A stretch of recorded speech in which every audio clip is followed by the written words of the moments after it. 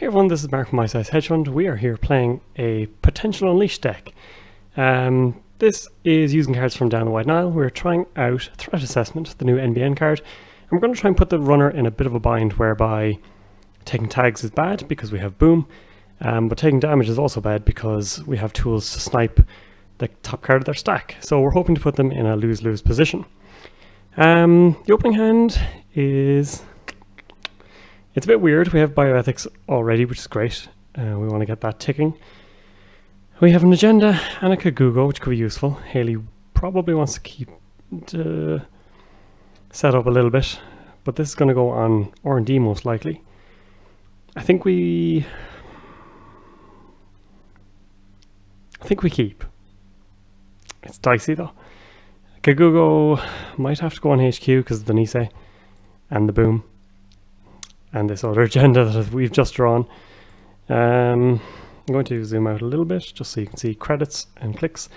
So yeah, bacterial programming is an interesting one. When it's scored or stolen, you can look at the top 7 cards of R&D, add any number to HQ, trash any number of them, rearrange the rest in any order. So if they do go for multi-axis and they snipe one of these off the top, if they have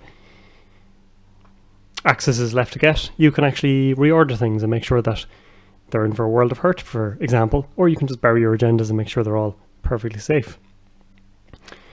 So we have got peas in our time money, which means we're going to have to protect R&D at some point, and that's a pretty good one to do it with.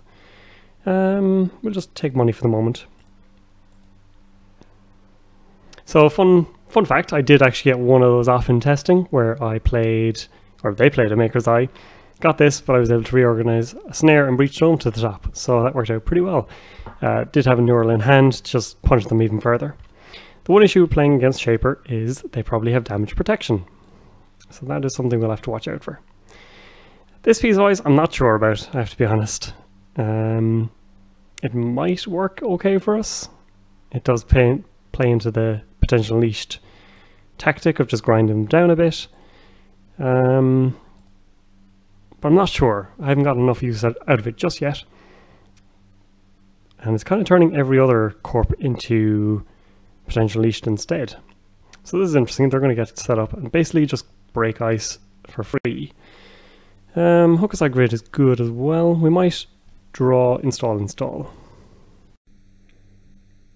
Yeah, let's do that. So install and install this on top of it.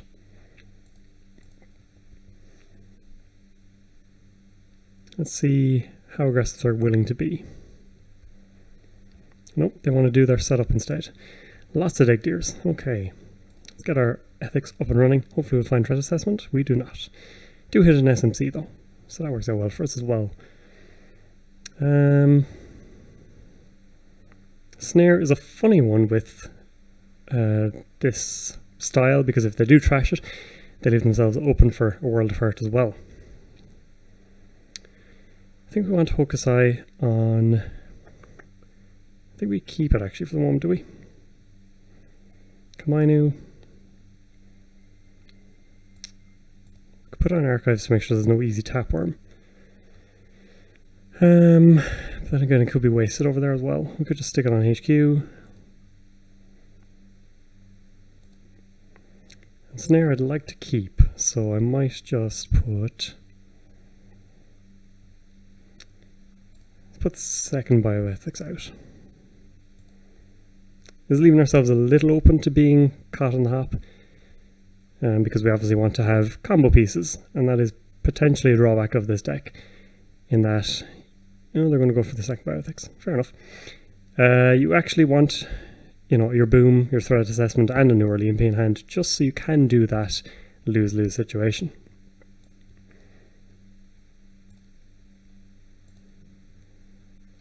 Because otherwise, what's the point? Now, on the other hand, you are making them make a 50-50 guess as to whether it's better to take the tags or put something back on top. Breach Dome. Well, they've been running everything else, so it might actually be worth installing. Then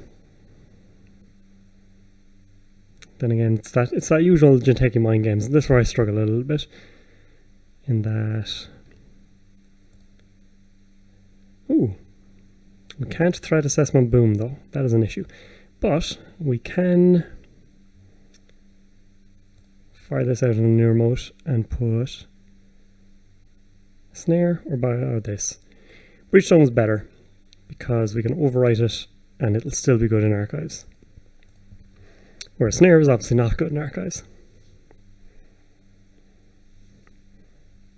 And they're going to go first, okay.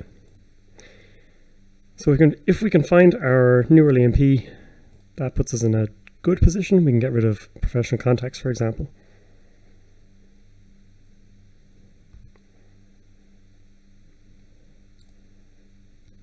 And misdirection in the bin as well, which I'm pretty happy with. Okay. So either way, we can get rid of professional contacts.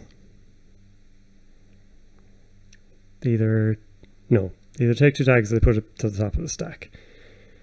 So we could draw and this, or we can, I think we fire this off.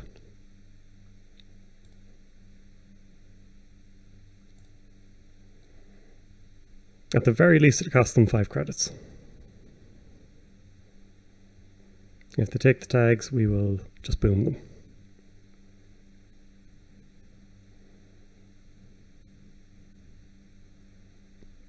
If they put it to the top of the stack, we draw for neural EMP and try and fire it that way. They're going to take the 2 tags and we're going to show them why that's a bad idea. So we managed to get the kind of bind off. Didn't get to draw through a lot of our deck without finding agendas all over the shop instead. And in fact, we were a while off doing the neural EMP plan, but it's an interesting deck. It's probably tier 2 or something, but it can be a little bit fun. It's more than just taking mind games of, do I take tags and risk a boom, for example, or losing your resources, all that kind of thing, or do you just put it back on top and hope that they don't have the neural EMP to hit you, you don't lose too much momentum, anything like that. I'm having a little bit of fun with it. It's not super deck, but it's enjoyable. And, hope you enjoyed it, and thank you very much for watching as always.